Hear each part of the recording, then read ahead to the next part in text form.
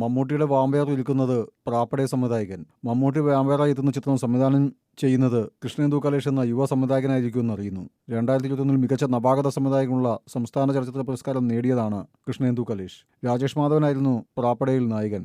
തന്റെ വാമ്പയർ അവതാരം ഏറെ വൈകാതെ സംഭവിക്കുമെന്ന് മമ്മൂട്ടി അടുത്തിടെ പറഞ്ഞിരുന്നു. ഇതിന് പിന്നാലെ സോഷ്യൽ മീഡിയ മുഴുവൻ മമ്മൂട്ടിയെ വാമ്പയറായി ചിത്രീകരിച്ചുകൊണ്ടുള്ള പോസ്റ്റുകളുടെ പ്രവാഹമായിരുന്നു. ലോക ചാപ്റ്റർ 2 മൂത്തവനായിരിക്കും വാമ്പയറെന്നും അതല്ല മറ്റൊരു സിനിമയിലായിരിക്കും വേഷപ്പകർച്ചകളുടെ തമ്പുരാന്റെ മറ്റൊരു വേഷപ്പകർച്ചയെന്നും ഊഹാപോഹങ്ങൾ പ്രചരിക്കുന്നുണ്ട്. മെയ് 1 ലോകവ്യാപകമായി റിലീസ് ചെയ്യുന്ന പേട്രിയറ്റിന്റെ പ്രൊമോഷൻ പരിപാടികൾക്കിടെയാണ് വാമ്പയറായി വരുമെന്നും ഞെട്ടിക്കുമെന്നുമുള്ള ചോദ്യത്തിന് ആത്മവിശ്വാസത്തോടുള്ള മമ്മൂട്ടിയുടെ മറുപടി.